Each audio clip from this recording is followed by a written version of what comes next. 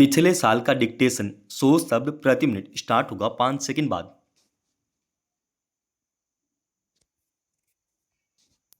Start. युवावस्था जीवन का वसंत काल है। इस समय मनुष्य की समस्त मानसिक तथा शारीरिक क्षमताएं पूर्ण विकास पर होती हैं। यही समय है कि संसार युवकों को आशा की दृष्टि से देखता है। विश्व के सभी छोटे व बड़े परिवर्तन युवा शक्ति की ही देन है। भारत के स्वतंत्रता संग्राम में वृद्ध, युवक, प्रौढ़, बालक सभी संघर्षरत थे, किंतु उसमें प्रमुख योगदान युवकों का ही था। चंद्रशेखर आजाद जैसे युवकों के बलिदान से ब्रिटिश शासन लड़खड़ा गया था। किसी भी देश की गति और प्रगति युवा शक्ति पर निर्भर करती है। जिस देश के युवक जितने समृद्ध होंगे, वह देश उतना ही संपन्न व समृद्ध होगा। युवकों के द्वारा ही कोई देश अपने मार्ग की बाधाओं को हटाने में संघर्षरत होता है। हिरोशिमा व नागासाकी पर अणुबम गिराया गया था। 4 कोस के व्यास में वहां कुछ भी नहीं बचा था। आज वह स्थान पुनः लहलहा उठा है। यह युवा शक्ति के बल का ही चमत्कार है।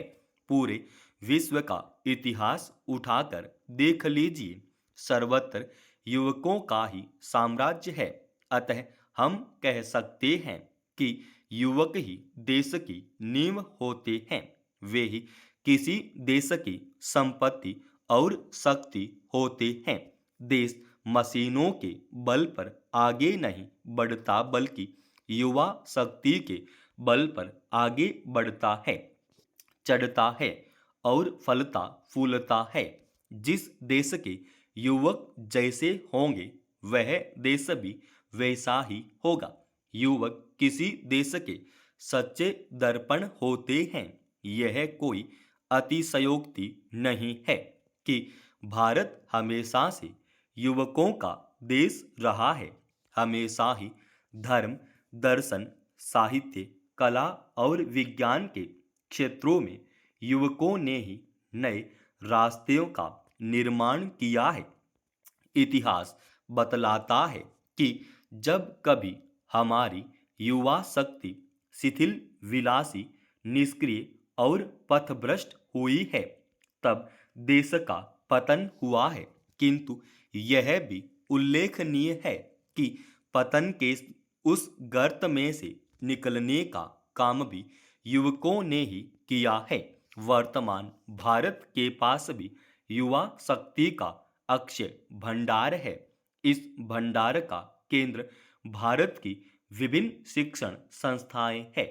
ऐसी स्थिति में जब हम युवा शक्ति की बात करते हैं, तो हमारा तात्पर्य उन्हीं युवकों से होता है जो विद्यार्थी के रूप में विद्यालयों और महाविद्यालयों में दिखाई देते हैं।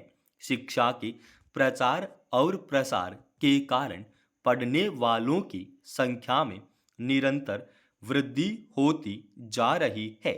आज भी युवा शक्ति की स्थिति का ज्ञान हमें तभी हो सकता है जब हम शिक्षा पद्धति के स्वरूप को जान लें। हमारे देश में व्यावहारिक शिक्षा के केंद्र बहुत कम हैं। सर्वत्र किताबी ज्ञान पर बल दिया जाता है और वह ज्ञान भी इस ढंग से दिया जाता है कि उससे छात्र के व्यक्तित्व में कोई भी विकासोन्मुखी परिवर्तन नहीं आता है। जो कुछ पढ़ाया जाता, जिस ढंग से पढ़ाने वाले हैं, जिस तरीके से पढ़ाया जाता है, उससे छात्र के व्यक्तित्व में विकासोन्मुखी परिवर्तन कम दिखाई देता है।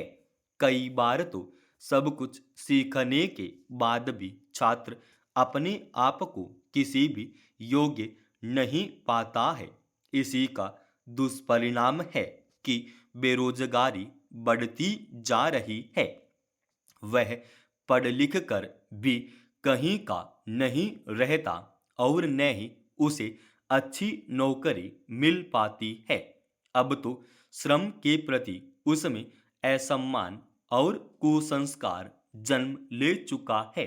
जितने पढ़े लिखे लोग आज हमारे देश में बेरोजगारी के शिकार हैं, उतने शायद किसी भी देश में नहीं होंगे। इन सबको नौकरी मिलना असंभव सा ही है। प्रतिवर्ष यह समस्या विकट रूप धारण करती जा रही है। हमारे राजनेता, प्रशासक और अभिभावक चिंता में डूबे हुए हैं, पर कोई रास्ता दिखाई नहीं देता। वास्तव में आज युवकों की स्थिति बड़ी दयनीय और शोचनीय है। माता पिता उन्हें विद्यालय, महाविद्यालय या विश्वविद्यालय में भर्ती कराकर सभी दायित्वों से मुक्त हो जाते हैं। वह क्या करता है, इससे उन्हें कोई सरोकार नहीं रहता। छात्र माता पिता के पैसे पर गुलछर्रे उड़ाता है।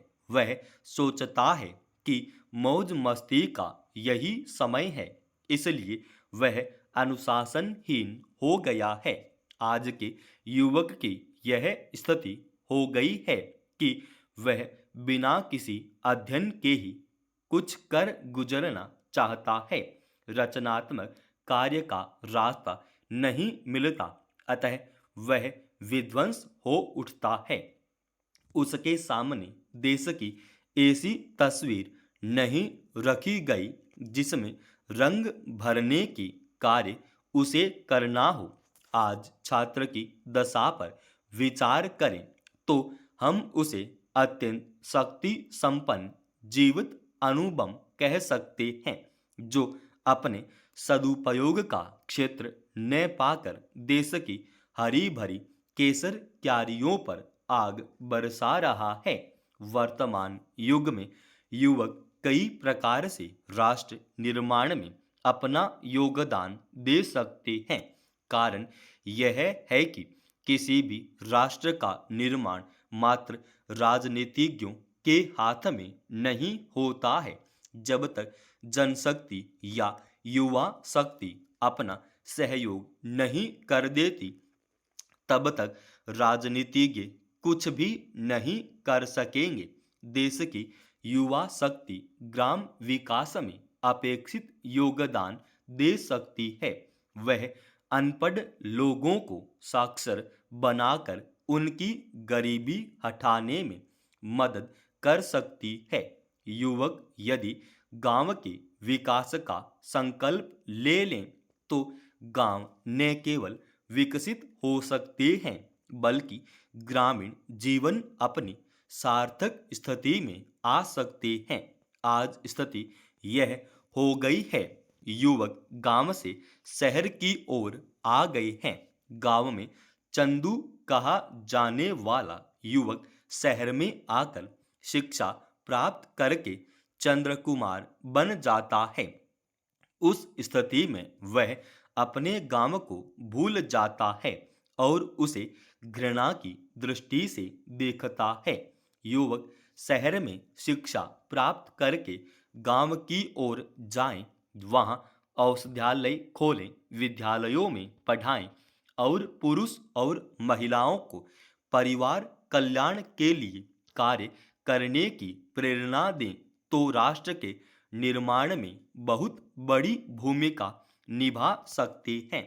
इतना ही नहीं, युवक यदि ग्रामीण लोगों को वैज्ञानिक ढंग से खेती करना बतलाएं, सहकारी समितियों द्वारा लघु कुटीर उद्योगों को विकसित करने का मार्ग दिखलाएं और ग्रामीण लोगों की समस्याओं को समझकर उसे दूर करने का प्रयास करें, तो निश्चय ही ग्राम विकास में अपना उल्लेखनीय योगदान दे सकते हैं।